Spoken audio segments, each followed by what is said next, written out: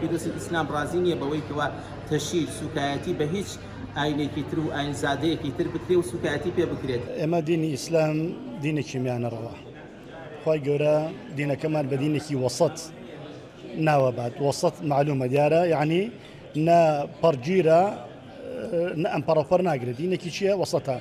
بۆیە لە بیر و باوەڕ و لە عەقیدە و لە جلوبەرگ و لە خۆراک و لە مامەڵەکردن لەگەڵ پارە و لەگەڵ هەموو شتێکە دینی ئێمە دینێکی میانەڕەوە. و ئەبێ ئێمە بەم شێوازە دین فێر ببین و لە دین تێبگەین کە حەمد و سەنا بۆ خوا لە کوردستانە ئەم فکرە زیاتر بەربڵاوە لە نێو مامۆستایان و لە نێو بانخوازانە.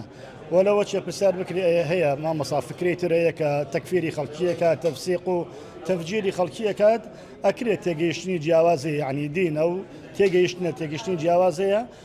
تێگەیشتنەکان من ئەڵێم ئەوەی کە فکرەی تۆندڕەویە یعنی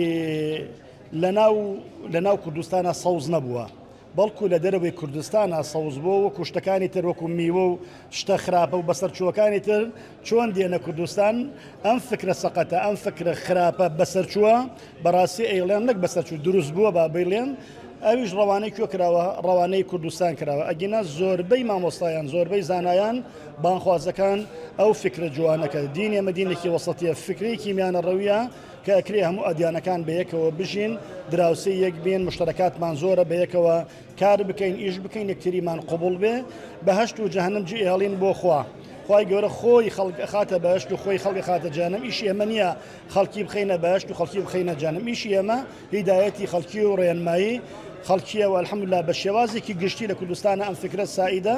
ئەیشی بینین مسلمانان زۆرینن لە کوردستانە و ئەدیانی تریشی تایە مەسیحی تایە جوولەکەی تایە یەزیدی تایە کاکەی تێدایە کەمترین یا هەر نییە یا کەمترین بەرکەوتە هەیە لە نێوان ئەدیانەکانە فەزلی شێگەڕێتەوە بۆ کێ بەو خیتابە معتەدیلەکە لە نێوان مامۆستایانە هەیە. ئاینی پیرۆزی ئیسلام دیارە ئاینی ئاشتی و پێکەوە ژیانە. زۆر لە ئاەتەکانی قورئانیش ئیشارە بەلای سیلم و ئاشتی و برایەتی ئەکات. حتى یەکێک لەو ئاەتانە خوای تەعالا فەرمی وەقولوا للناس حسنا، یعنی بەرامبەر بە خەڵکی جوان بدوێت. ئیتر لێرا وشەی ناس هەم موسڵمانەکرێتەوە غیرە موسڵمانی شەکرێتەوە. یعنی ئاینی پیرۆزی ئیسلام ڕازی نییە بەوەی کەوا تەشیر سوکایەتی بە هیچ ئاینێکی تر و ئاینزادەیەکی تر بکرێ و سوکایەتی پێ بکرێت.